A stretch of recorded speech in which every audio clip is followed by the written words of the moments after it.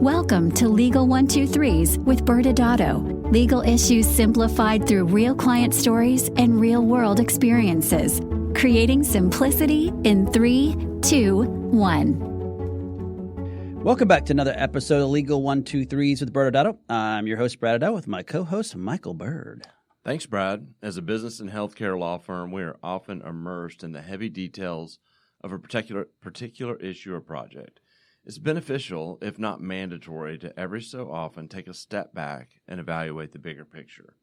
This season's theme is Zoom Out. We have all been immersed in life of a global pandemic, and so we're going to make sure with each story this season that we take a step back and look at how the issue we discussed will be impacted in our new normal. Yeah, Michael, I'm excited for today's episode.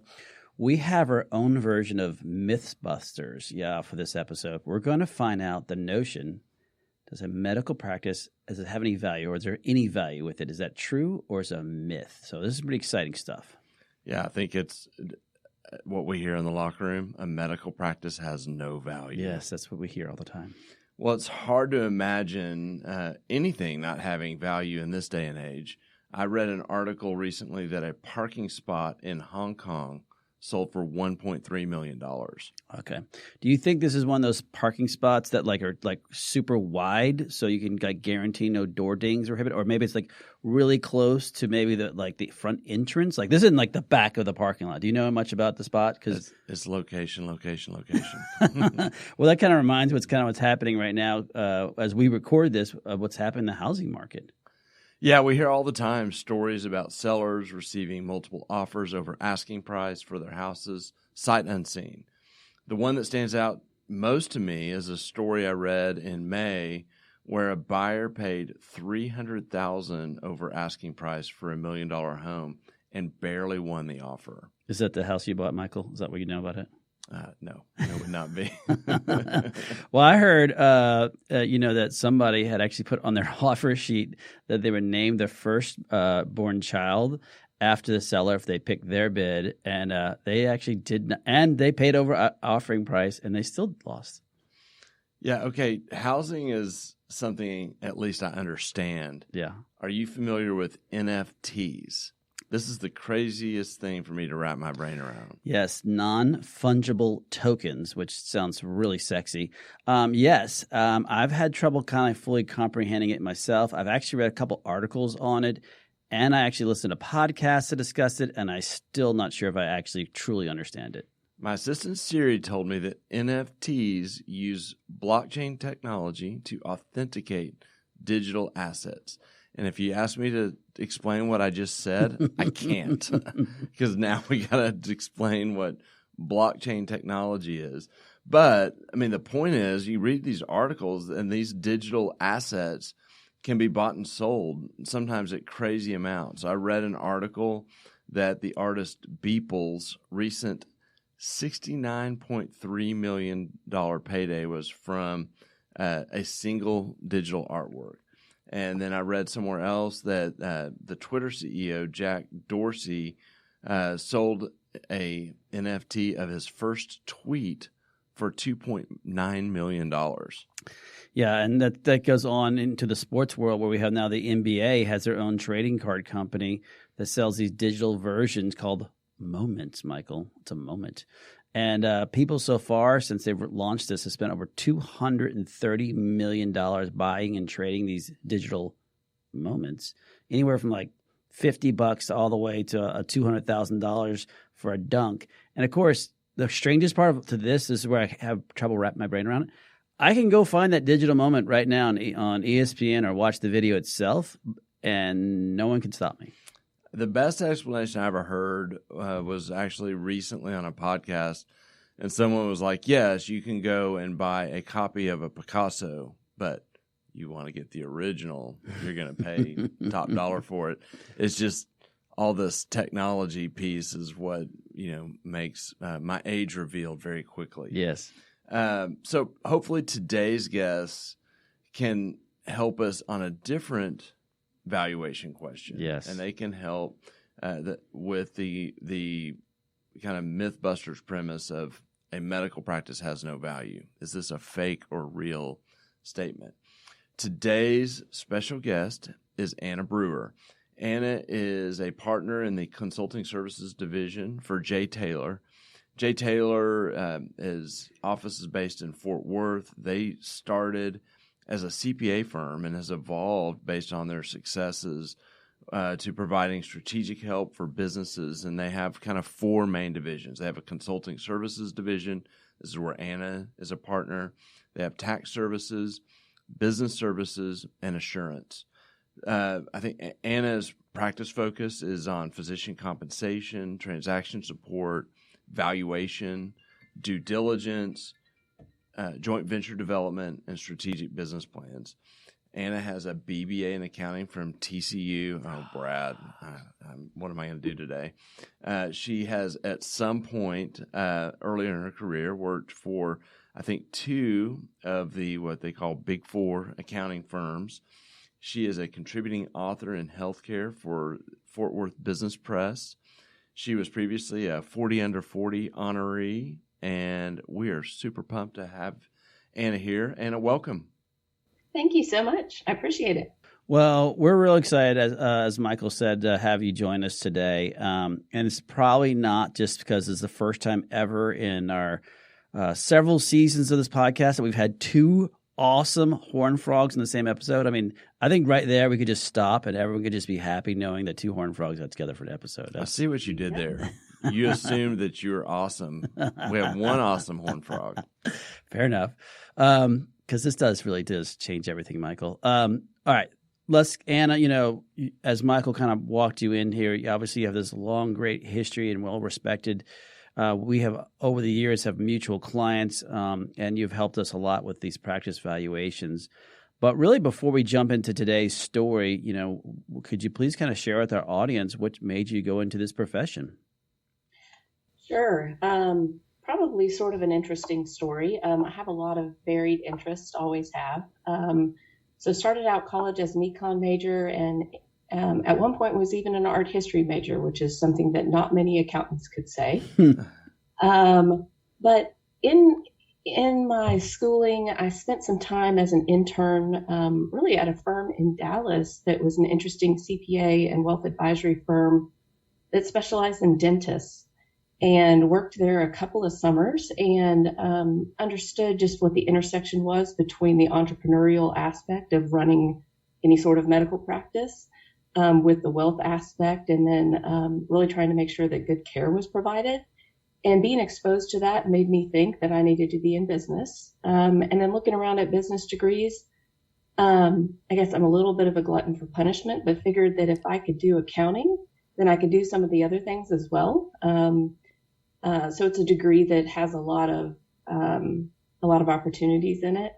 And then lastly, my goal was to try to figure out how to do something that was not tax or audit with a degree. So that's a little bit of a unique path that led me to where I am now. That's cool.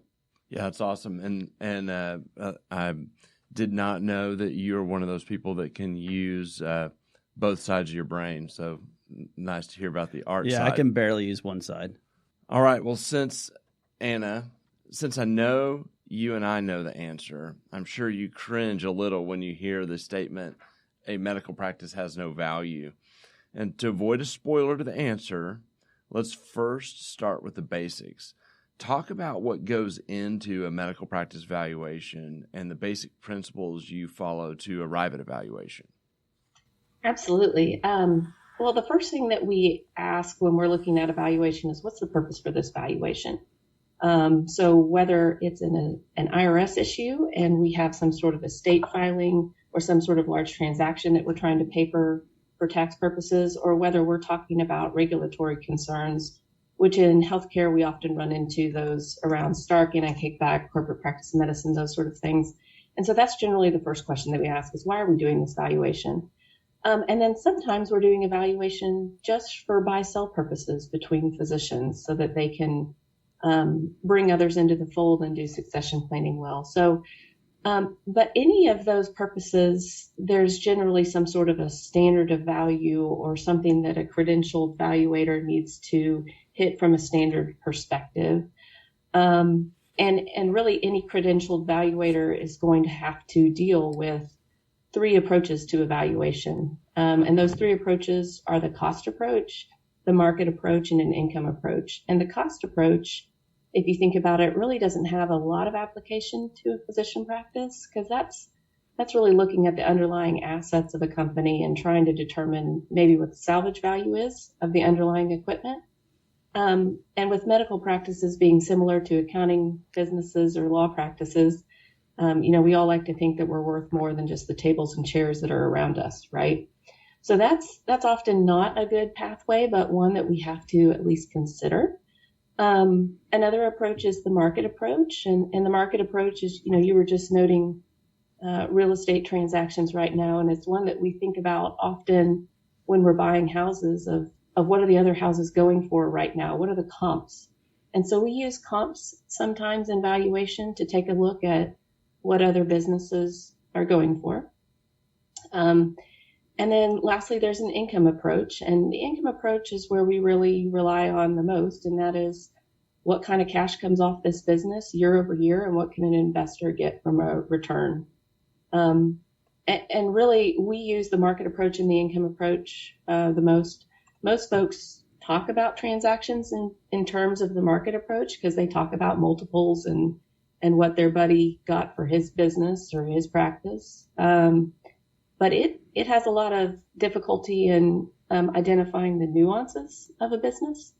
So every once in a while I get a phone call where somebody says, hey, I need a valuation of a urology practice in St. Louis that has 15 physicians, that's mainly Medicare, and the physicians are really highly productive. What's that going to go for? Well, as you'd imagine, it's tough to find publicly available information that tells me what 15 urologists in St. Louis that have a certain kind of payer mix are going to be worth. So we often use a market approach as a way to talk about transactions and a checkpoint, but really it all comes down to what's the cash coming out of the business and what's the profitability of the business. Right. Well, you said something that so I'm going to hit something I'm sure you get to talk about it on a weekly basis. You're talking about the idea in an accounting or legal or medical practice that we think we're worth more than the tables and chairs, and kind of the opposite thing that we get hit with all the time, which is probably where the locker room talk comes from, is that this whole idea of goodwill and that's not part of the value of a practice. And so how do you deal with that? If you're using the income approach and someone says, well, yeah, that's great, but when the doctor leaves, the patients are going to go elsewhere, or you can't predict that they'll stay. How do you kind of sort through that in your valuation approach? Yeah, there's a lot of noise in this conversation because, like most business owners, physicians, if they own a practice, are going to take all the money out at the end of the day, right? Mm-hmm. So if you were to pull a tax return for the vast majority of practices, it's going to show that there's $0 of net income. And so that causes then a problem for evaluators who are not accustomed to medical practices or professional services companies at all. Then there's nothing left over for an investor to have from a profit perspective. And that, while that may be true, it's definitely something that can be changed. So often what we get into very quickly in a medical practice valuation is, what is the physician compensation that's embedded in the assumption of how the practice runs? And while there may not be profit historically, there can definitely be profit on a go-forward basis if the physicians are willing to change the compensation plan. So that's one way that we get there from an income approach. And then what we talk about a lot behind the scenes is what are the other intangible assets within a practice, such as the covenants not to compete, the patient lists, the trade name, any marketing or website materials that may exist out there. And we do have the ability to carve those out as well and look at them separately to try to make sure that we're really taking care of the entire practice.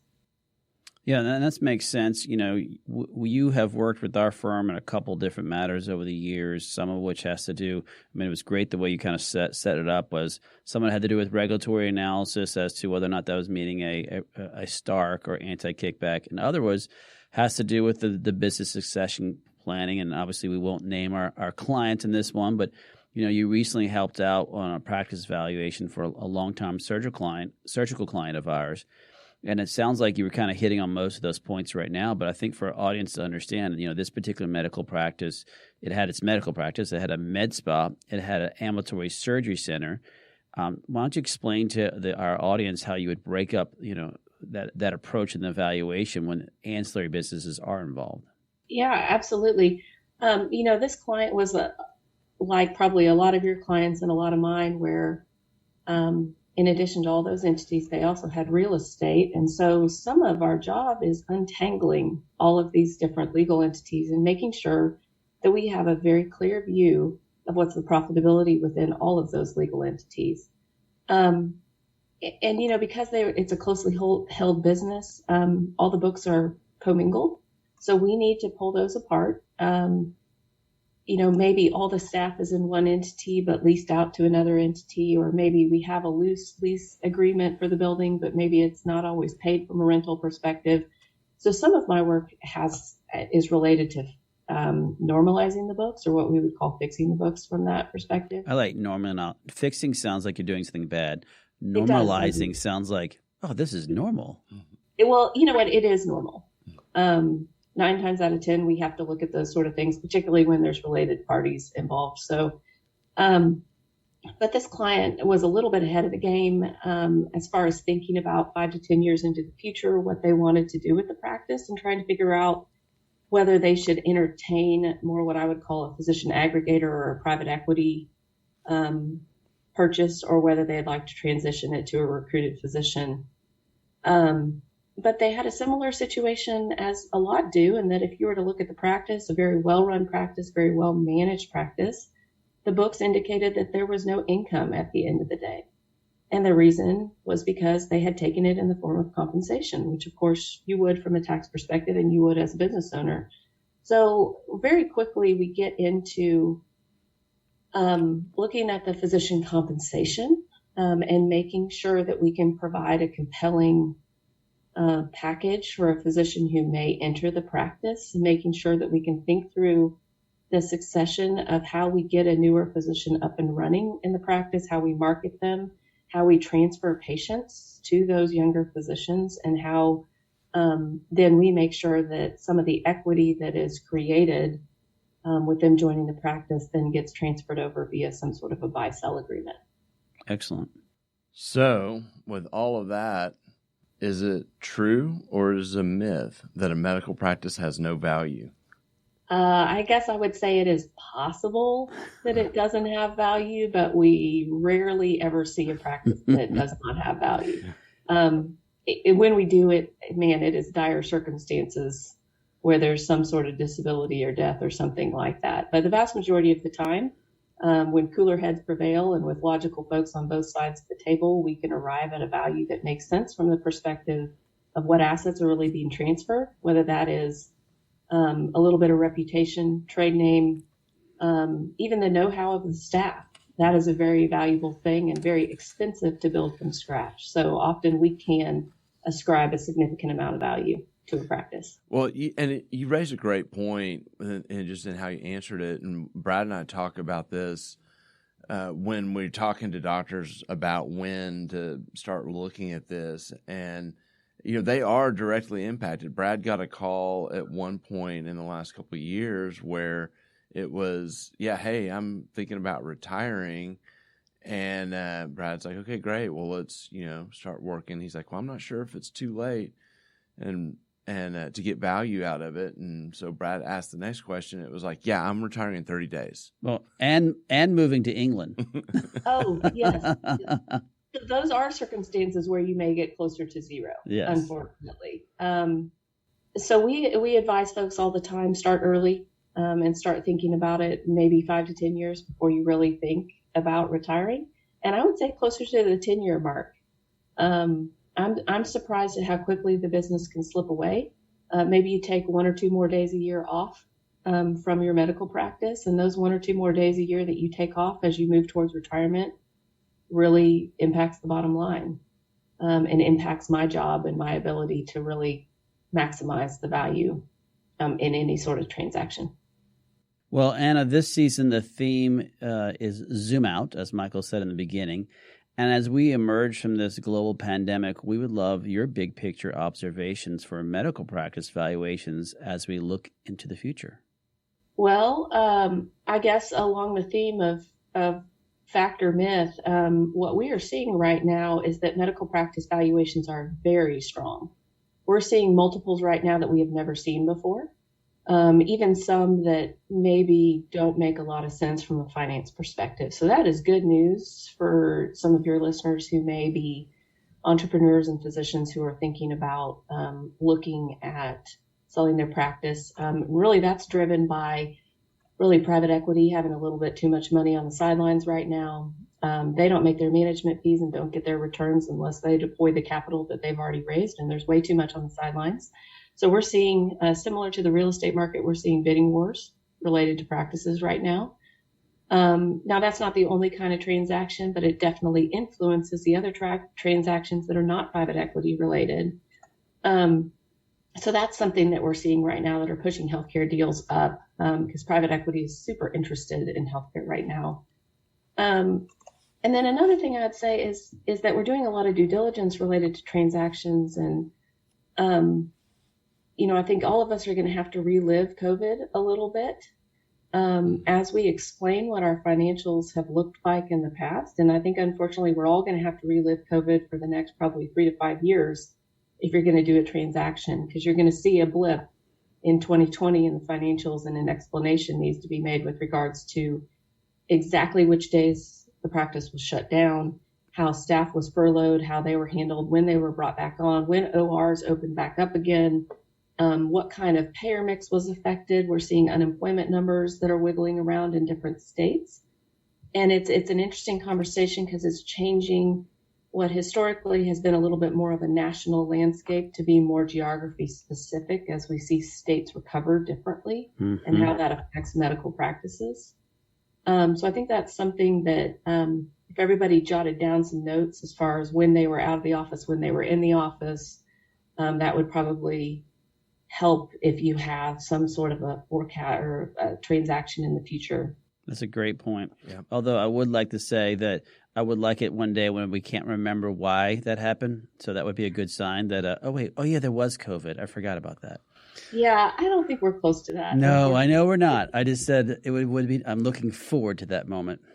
Yes. And I guess I would add one more thing. Everyone's talking about telemedicine right now, and we're doing actually a couple of large transactions around telemedicine at the moment. But I think the way that all of us as consumers have been sort of catered to during COVID, of having our groceries able to be delivered to us and being able to pick up food in restaurants and things like that. I know telemedicine has a piece of that in healthcare, but I also think just customer service within healthcare is going to change quite a bit. I think patients are going to be a whole lot less willing to sit in a waiting room and wait on a physician for 45 minutes.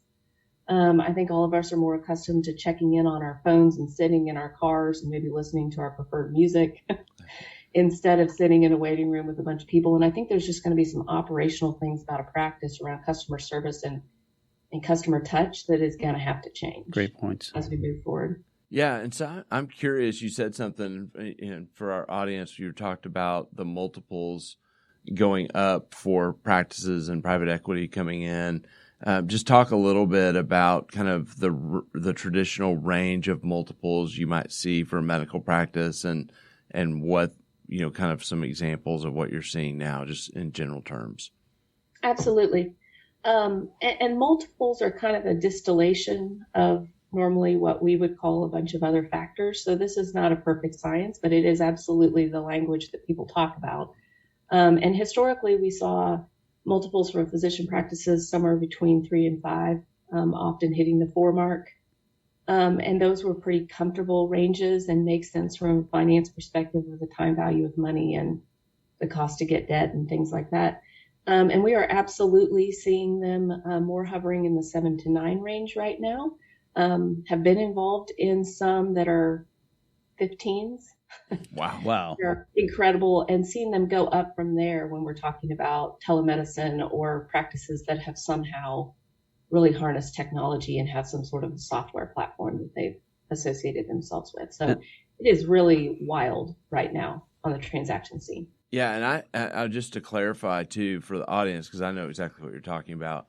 When you say a multiple, we're talking about a multiple of earnings, and probably adjusted if they're taking all the money out. You do kind of add backs, like you mentioned earlier. Yeah, like if you've done a really great job of saving for retirement, that have funded a more rich retirement plan than most, or maybe you have a car running through the business for when you're driving back and forth between a surgery center or a hospital.